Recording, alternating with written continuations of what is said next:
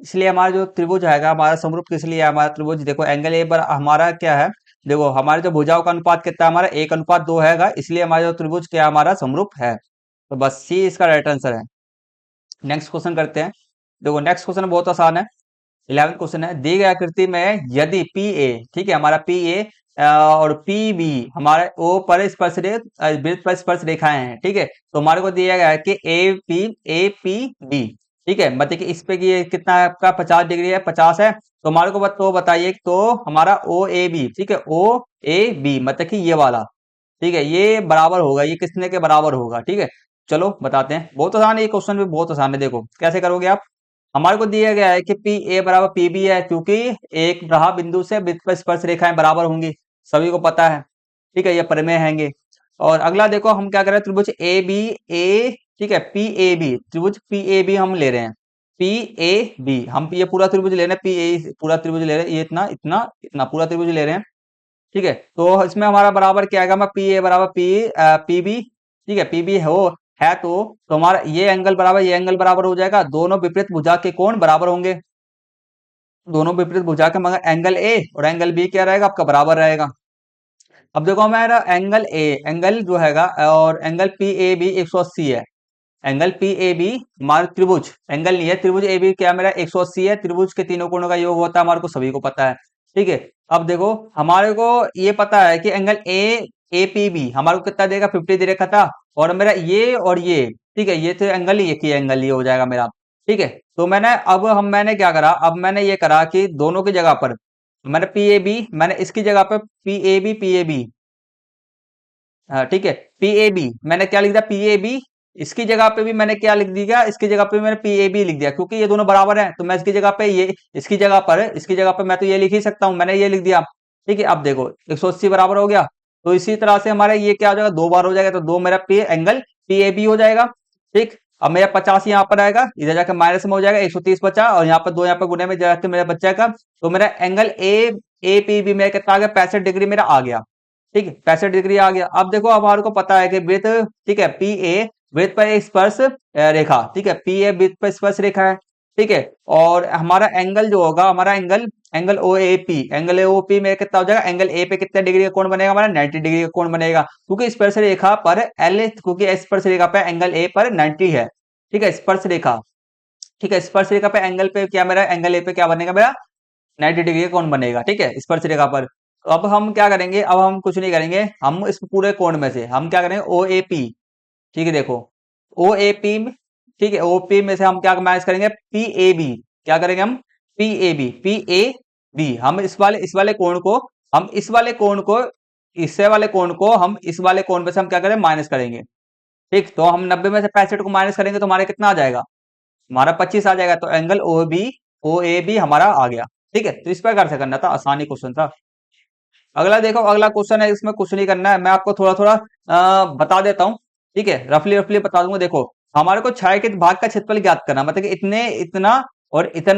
इतना एरिया का हमारे को क्या करना है, क्षेत्रफल निकालना है। तो इसका क्षेत्रफल निकालने के लिए हमारे को क्या करना पड़ेगा, टोटल जो वृत्त का क्षेत्रफल है, टोटल जो मेरा वृत्त का क्षेत्रफल है, उसमें से मुझे आयत का, ये जो आयत सबको पता है, आयत का क्षेत्रफल को हम माइनस कर देंगे, तो हमारा ये वाला बच जाएगा, ठीक है। टोटल वृत्त के क्षेत्रफल में से इतना क्षेत्रफल को घटा तो तुम्हारा छायांकित भाग का क्षेत्रफल आ जाएगा, ठीक है। तो देखो कैसे करना है, तो पहले छायांकित भाग का क्षेत्रफल हमें निकालने के लिए वृत्त के क्षेत्रफल में से आयत का क्षेत्रफल माइनस करना पड़ेगा।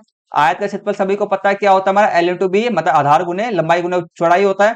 तो लंबाई कितना दे रखा था, 12, और हमारे को बी कितना दे रखा है, 5। देखो चौड़ाई मुझे देखा 5 और लंबाई कितना देखा, 12, मैंने लिख दिया, तो मेरा 60 आ गया। अब आपको क्या निकालना पड़ेगा, अब आपको ना, जैसे कि इसका वृत्त का, अब आपको वृत्त का क्षेत्रफल निकालोगे, तो वृत्त के क्षेत्रफल के लिए आपको ए सी निकालना पड़ेगा। ए सी ये क्या रहेगा, ये आपका वृत्त का विकर्ण भी बोल सकते हो, इसका आपको क्या बोलोगे, वृत्त का विकर्ण करोगे, विकर्ण बोलोगे। विकर्ण जब आप निकालोगे, विकर्ण क्या निकालोगे, विकर्ण निकालोगे, ठीक है। तो वृत्त का विकर्ण, आयत का विकर्ण का फॉर्मूला क्या होता है, डी स्क्वायर बराबर में एल स्क्वायर गुने बी स्क्वायर होता है, ठीक है। तो आपको एल पता है, बी पता ही हमारे को, 12 का 144 और 5 का 125, और दोनों हमारे कितना हो गया, 169। 169 जो हमारे किसका अंडर रूट होता है, हमारा 13 का, तो डी मेरा कितना आ गया, 13 आ गया, ठीक है। अब हमारे को कुछ नहीं करना है, अब हमारे को डी मुझे दे रखा है, कितना निकला मेरा डी, कितना निकल के आ, व्यास कितने, 13 निकल के आ गया, व्यास का आधा कर दो मेरा आर आ जाएगा, ठीक है। अब देखो, अब आपको अब आपको विड्थ का क्षेत्रफल निकालना है, ठीक है। विड्थ का क्षेत्रफल निकालोगे तो पाई आर स्क्वायर हो गया, ठीक है। और हमारे को इसमें एक और चीज बोला गया था कि पाई का मान 6 पॉइंट इतना लेकर के चलना है, ठीक है, 3.1।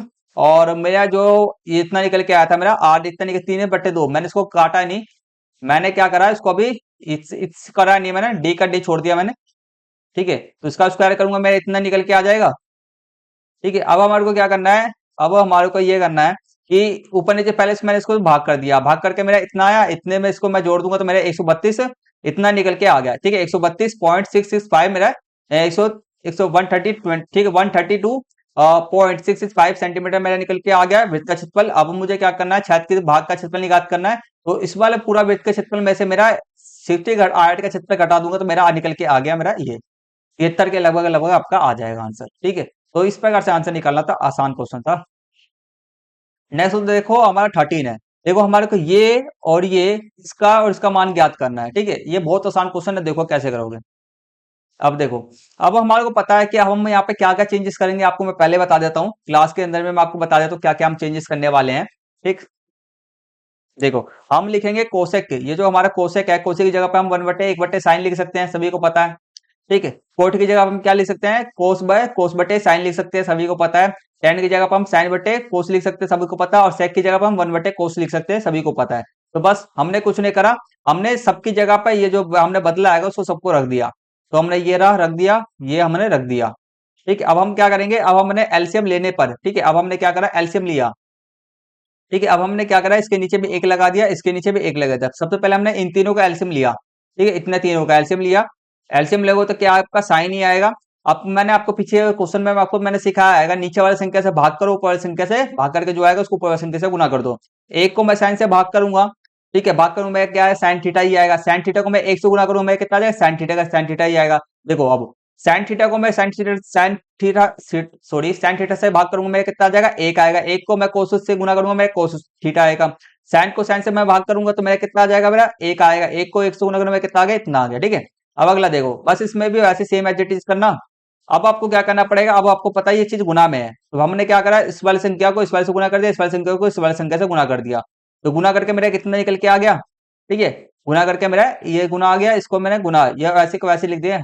हम इसको गुना लगाए ना लगाए, ब्रैकेट के अंदर में है अभी भी, ठीक। अब देखो आगे, अब हम क्या करेंगे, एक हम फॉर्मूले का, अब हम एक फॉर्मूला हमारे को पता है, सॉल्व समीकरण हम लगाएंगे, ठीक है। सॉल्व समीकरण लगाएंगे, आपको सभी को पता है ए स्क्वायर माइनस बी स्क्वायर का फॉर्मूला क्या होता है, एक बार प्लस ए बी, एक बार प्लस में होता है और एक बार हमारा माइनस में होता है। तो यहाँ पे आप लोग देख रहे हो तो यहाँ पे ये मेरा पूरा क्या बन गया, ए बन गया, इधर मेरा एक एक क्या मेरा बी है, तो ए माइनस बी हो गया। यहाँ पर ये पूरा क्या मेरा ए है और ये मेरा पूरा प्लस में बी हो गया, तो ए बी आप दिख रहा होगा आपको। तो ये हमारा क्या बन जाएगा, ए स्क्वायर बी स्क्वायर बन जाएगा, ठीक है। तो साइन में ए क्या मेरा इतना थीटा है, बी क्या मेरा इतना है। तो हमने क्या करा, हमने इसका स्क्वायर कर दिया, एक का स्क्वायर कर दिया। अब आपको पता है, सभी को पता है हमारे को, जब हम इसका स्क्वायर करेंगे, इसका स्क्वायर करें तो मैं कितना आ जाएगा, साइन स्क्वायर थीटा प्लस में कोस स्क्वायर थीटा प्लस में 2 साइन और कोस थीटा आ जाएगा हमारा, माइनस में एक का एक। अब आपको सभी को पता है, सौ समी का एक पता है हमारे को, साइन थीटा स्क्वायर प्लस में कोस स्क्वायर थीटा कितना होता है हमारा, एक होता है, ठीक है। हमारा क्या होता है, एक होता है, ठीक है। तो हमारा एक हमने क्या करा, इसकी जगह पूरा एक लिख दिया, ठीक। अब हमारा एक में एक यहाँ पर माइनस में एक यहाँ पर प्लस में, इससे खत्म हो गया। मेरा बचा क्या, ऊपर में मेरा जो बचेगा लास्ट में, जो मेरा बचा, मेरा बच के आ गया, इतना बच के आया। यहाँ पर लोग देख रहे हो ऊपर नीचे सेम सेम है, तो इससे ये कट गया, बचा क्या मेरा, एक क्या निकल के आ गया मेरा, दो, ठीक है। एक क्या निकल के आ गया मेरा, दो, ठीक है। तो इस प्रकार से निकालना था। अब अगला देखो, नेक्स्ट क्वेश्चन है, एक पहिए का व्यास कितना है हमारा, 84 सेंटीमीटर पहिए का व्यास दे रखा है हमारे को, ठीक है। और 792 मीटर की दूरी तय करने में पहिए द्वारा लगाए गए चक्रों की संख्या होगी। पहिए द्वारा लगाए गए चक्रों की संख्या हमारे को होगा, हमारे को बताना है, ठीक है। हम मुझे व्यास दे रखा है, ठीक है। तो हम क्या करेंगे, ब्याज देखा तो हम वृत्त की परिधि निकालेंगे, ठीक है। वृत्त की परिधि आप निकालोगे ना, वृत्त की परिधि निकालने के बाद में पता चल जाएगा कि इतने चक्कर इतने मीटर की दूरी तय करने में हमारे को कितना समय लगेगा। देखो वृत्त, ये देखो ब्याज दे रखा है, ब्याज से हम क्या निकाले, परिधि निकालेंगे, तो परिधि से हमारे को वृत्त का गोलाई पता चल जाएगा। अब गोलाई एक जगह, गोलाई 0 से स्टार्ट होता है, 360 घूमता रहेगा, ठीक है। एक बार में 360 घूमता है, तो इस तरह से हमारे को पता चल जाएगा। चलो करते हैं, फिर हमें डायरेक्ट पता चल जाएगा। व्यास दे रखा आर कितना निकल के आ गया मेरा, 42। दूरी मुझे दे रखा 792 मीटर। वृत्त की परिधि 2 पाई आर होता है, ठीक। तो हमने 2 पाई आर कर दिया, तो दो दो यहाँ पर 22/7 और गुने में मेरा कितना है, 42 है। इसको इससे मैं काटूंगा तो मेरा 6 यहाँ पे 6 होगा, और सबको गुना कर दो तो 2 को इससे 22 से करोगे 44 आ गया, 44 को 6 से गुना करो तो 6 262 आपका आ गया परिधि। ठीक, अब देखो अब हम मुझे क्या करना पड़ेगा, मीटर में दे रखा है 792 मुझे मीटर में दे रखा है, तो मुझे किस में कन्वर्ट करना पड़ेगा, इसको छोटी इकाई में कन्वर्ट करना पड़ेगा, सेंटीमीटर में कन्वर्ट करना पड़ेगा। ठीक है, तो 1 मीटर में 100 सेंटीमीटर होता है, तो हमने छोटी सेंटीमीटर इसको हमने छोटे इकाई में कन्वर्ट कर लिया। 792 को 100 से हम गुना करेंगे तो हमारा 7092, ठीक है, 7900 200 79,000, ठीक है, 79,200 हमारा आ गया। अब हमारे को चक्रों की संख्या निकालने के लिए क्या करना पड़ेगा, इस वाले में से इस वाली संख्या को हम परिधि से भाग करेंगे, कुल दूरी को हम इस परिधि से भाग करेंगे तो हमारा आ जाएगा। तो इसको इस ये वाला जो पूरा संख्या इसको एक बार और ये अब 3 बार में कट जाएगा, तो 300 इसका राइट आंसर आपका है, 300 चक्कर इसका राइट आंसर आपका है, 300 चक्कर डी इसका राइट आंसर है। ठीक, अब देखो नेक्स्ट क्वेश्चन जो हमारा आएगा वह भी आसानी क्वेश्चन है, बस थोड़ा सा दिमाग इसमें थोड़ा सा खर्चे थोड़ा सा ज्यादा मेहनत करना पड़ेगा। देखो 60 क्वेश्चन है, ठीक है, 60 छात्रों की ऊंचाई दे रखा है हमारे को, 60 छात्रों की ऊंचाई हैगा निम्नलिखित है। ठीक, तो हमारे को बताना क्या क्या है, सुनो, बहुलक वर्ग की निचली सीमा और मध्यक वर्ग की ऊपरी सीमा क्या निकालना है, बहुलक वर्ग, ठीक है, बहुलक वर्ग की निचली सीमा और मध्य वर्ग की ऊपरी सीमा हमारे को निकालना है बेसिकली। ठीक है, तो दोनों अलग अलग चीज है। ठीक है, बहुलक वर्ग आपको पता है जिसमें स्टूडेंट की संख्या सबसे ज्यादा होगा 15, तो 15 के अंदर में आपका क्या आएगा, बहुलक वर्ग है ये।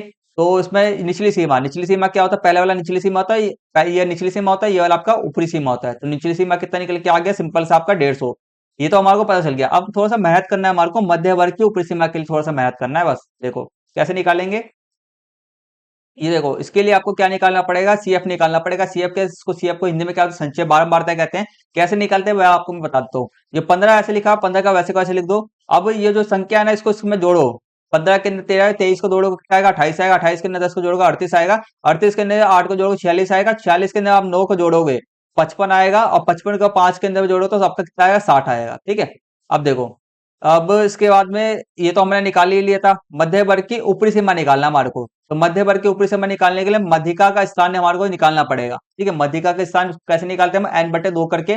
n/2 क्या होता है आपका, वह समझना, कुल स्टूडेंट की संख्या क्या होता है, हमारा कुल स्टूडेंट की संख्या होता है। तो 60 को हम 2 से भाग करेंगे 30वां, तो 30वां जो हमारा आएगा ना, जो 30वां हमारा अवलोकन रहेगा, ठीक है, तीसरा क्या हमारा अवलोकन है, वही संचय बारंबारता 38 वाले वर्ग में। अब ये देखो तीसरा जो अवलोकन है ना, हमारा तीसरा अवलोकन आप लोग दिख रहा होगा यहाँ पर, सीएफ जो आएगा, तीसरा अवलोकन जो आएगा वही इसमें हमारा क्या आएगा, हमारा मध्य वर्ग है। ठीक है, तो तीसरा अवलोकन किस में आ रहा है आपका, 38 के अंदर में आएगा। ठीक है, क्योंकि 29 से लेकर के आपके लेके 38 तक आपका किस में आएगा, 38 के अंदर में है। ठीक है, अब तो इसी वाला जो आएगा अवलोकन का ही आपका जो ऊपरी सीमा है ना, ये ऊपरी सीमा अवलोकन का ही आपका जो ऊपरी सीमा रहेगा वही आपका रहेगा। ठीक है, तो इसका मध्य वर्ग क्या आपका 160 इतना, और ऊपरी सीमा क्या आपका 165 है। अब क्या करना था, हमारे को जोड़ना था बहुलक वर्ग को और ऊपरी सीमा का योग। तो बहुलक वर्ग हमारा होगा 150, 165 को जोड़ेंगे हमारा 315 आंसर है बस। ठीक है, तो पहले वाले में मुझे हम थोड़ा मेहनत नहीं करना पड़ा, दूसरे वाले में करना पड़ा। नेक्स्ट देखो हमारा क्वेश्चन है, के इकाई वाले दो समान ठोस घनों के, ठीक है, को एक साथ जोड़कर एक घनाभ प्राप्त, घनाभ का आयतन हमारे को घन इकाई में होगा। देखो क्या बोला जा रहा है, फिर से सुनो, के इकाई वाले, के इकाई है, ठीक है, मुझे नहीं पता इसका हिस्सा भाग मतलब कि भुजा कितना दिया गया, के भुजा मुझे दिया गया के इकाई। ठीक है, देखो दो समान ठोस घन है को एक साथ जोड़कर हमने इसको जोड़ दिया, और हमारे को बनाया क्या गया, हमारा घनाभ बनाया गया। तो हमारे को बताना घन है, अब घनाभ का जो आयतन होगा, घनाभ का आयतन, घनाभ का, ठीक है, जो हमने बना दिया आएगा, तो उसका घन इकाई में बताना है। ठीक है, चलो करते हैं। देखो, तो पहले घन की भुजा क्या हमारे को के इकाई दिया गया है, दो घन को जोड़कर घनाभ बनाया गया। ठीक है, अब आपको घनाभ बनाया गया है तो घनाभ के आपको फॉर्मूला हमारे को पता होना जरूरी आएगा। घनाभ के अंदर में क्या क्या तीन, देखो भुजा घन रहता है तो घन की सभी भुजा बराबर रहता है, के इकाई वैसे रहेगा। तो घनाभ बन गया, घनाभ के अंदर में आपका तीन आयाम हो जाते हैं इसके, लंबाई चौड़ाई ऊंचाई हो जाता है। तो लंबाई हमारे को दिया जाएगा, लंबाई हमारा दुगना रहेगा 2k रहेगा, बाकी चौड़ाई होगा ऊंचाई होगा सेम का सेम ही रहेगा। ठीक है, तो के हमने लिख दिया। घनाभ का आयतन क्या होता है, घनाभ का आयतन का फॉर्मूला क्या होता है आपका, L into B into H, लंबाई गुने ऊंचाई, लंबाई गुने चौड़ाई गुने ऊंचाई। ठीक, तो हमारा 2k गुने के, तो हमारा कितना आयतन क्या निकल के आया, 2k क्यूब। ठीक है, तो हमारा इसका घन का इकाई हमारा आंसर आ गया बस, कुछ नहीं करना था, हमने ये मान लिखा, आयतन का फॉर्मूला लगाया, बस आंसर। नेक्स्ट क्वेश्चन देखो हमारे सामने में, देखो एक लड़के ने गन्ना की लॉटरी में उसका प्रथम पुरस्कार जीतने का प्रायिकता कितना आएगा, अपना 0.08 है। ठीक है, मतलब एक के काफी नजदीक है, देख रहे हो, 8 एक के काफी नजदीक है। यदि 6,000 टिकटें बेची गई तो उसने कितने टिकटें खरीदी हैं, उसने कितनी टिकटें खरीदी हैं। ठीक है, तो उसने आपको लड़की का जो पैक्टा है, उसने पैक्टा पहले ही बता दिया, पैक्टा हमारे को दे रखा है, देख लो पैक्टा हमारे को दिया गया है। और कुल परिणाम कितने हैं हमारे को, कुल परिणाम हमारे को दिया गया है। हमारे को पूछा जा रहा है कि अनुकूल परिणाम बताओ, बस टोटल कितने उसने कितनी खरीदी। कुछ नहीं करना, फॉर्मूला लगाओ, बस आंसर निकल जाएगा। देखो, तो देखो पैक्टा का सूत्र सभी को पता है, अनुकूल परिणाम बटने में कुल परिणाम। ठीक है, पैक्टा मुझे दे रखा है 0.08 दे रखा है, और अनुकूल परिणाम मुझे नहीं पता कितने टिकटें खरीदे, तो उसको एक्स हमने लिख दिया। और कुल परिणाम हमारे को पता है 6,000 टिकटें थी टोटल। कुछ नहीं करना, इसको इससे गुना करो, इसको इससे गुना करो। जब x बराबर इसको इससे गुना करोगे तो यहाँ पे दो पॉइंट हटाने के लिए हम इसको कितने अंक छोड़ के, हमारा जीरो है का, हमारा पॉइंट है हमारा 2 अंक छोड़ के है, तो 2 जीरो नीचे लगेगा एक के साथ में। और 2 जीरो से 2 जीरो खत्म, आपका बचा क्या, 8 को 60 से गुना करोगे कितना आ जाएगा आपका, 8 6 48, 480 आपके टिकटें उसने खरीदी हैं, जिससे कि इसका प्रायिकता कितना है, इतना प्रायिकता आपका आया है 480। सी इसका राइट आंसर है। नेक्स्ट क्वेश्चन करते हैं। नेक्स्ट क्वेश्चन देखो हमारा 18 है, दिए गए तालिका छात्रों के, आपको लग रहा होगा थोड़ा सा मैं तेजी में करा रहा हूँ, हाँ मैं थोड़ा सा तेजी में करा रहा हूँ क्योंकि अभी आपके पास समय कम है। आप सब स्टूडेंट कुछ नहीं भी समझ में आ रहा होगा, मैं तो हर एक शब्द, हर एक क्वेश्चन को बहुत बढ़िया तरीके से समझा के चल रहा हूँ। कुछ आपको नहीं भी समझ में आएगा तो आपको पीछे से करके आप स्टूडेंट देख सकोगे, ठीक है, पीछे वीडियो करके देख लेना, समझ में आ जाएगा। तो देखो नेक्स्ट क्वेश्चन हमारे का, नीचे तालिका छात्रों के एक समूह का, ठीक है, एक समूह द्वारा, ठीक है, छात्रों के एक समूह द्वारा 100 मीटर दौड़ पूरी करने में लगने वाला समय को दर्शाता है, लगने वाला समय को दर्शाता है। ठीक है, तो अब देखो 80 से 18 से 20 सेकंड तीन स्टूडेंट को लगा, और फिर अब सबसे ज्यादा कौन से स्टूडेंट, कितने स्टूडेंट को लगा, 22 से 24 जो समय लगा है, ठीक है, सेकंड के अंदर में 26 स्टूडेंट का लगा है। तो हमारे को इसमें क्वेश्चन में पूछा क्या जाए, देखो इनमें से छात्रों के समूह द्वारा 100 मीटर दौड़ को पूरा करने में लिया गया औसत समय सेकंड में होगा। औसत समय बताना हमारे को, क्या बताना, औसत समय। हमारे को सीधे पूछा जा रहा है मध्य बताओ बस। औसत का मतलब क्या होता है, एवरेज का मतलब क्या होता है, मध्य बोलते हैं इसको।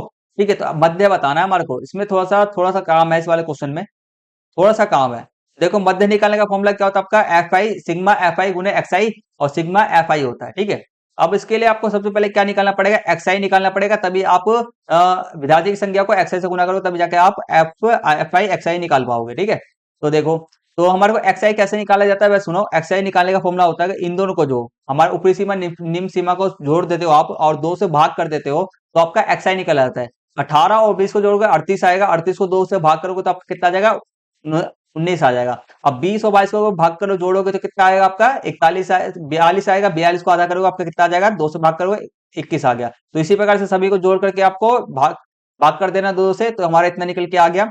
अब एफ आई एक्स आई निकालने के लिए हमारे को क्या करना पड़ता है, हमारे को 3 को इस वाली संख्या से इसको गुना, इस वाली संख्या 3 को 19 से गुना करो, 18 को 21 से गुना करो, 26 को 23 से, और 19 को 25 से, 26 को 27 से, और इसको इससे सभी से गुना कराओगे तो आपका 3 से गुना करोगे, तो गुना करेगा, थोड़ा सा टाइम तो लगेगा इस वाले क्वेश्चन में। ठीक है, 1 मार्क्स मिलने हैं तो टाइम तो लगेगा ही लगेगा।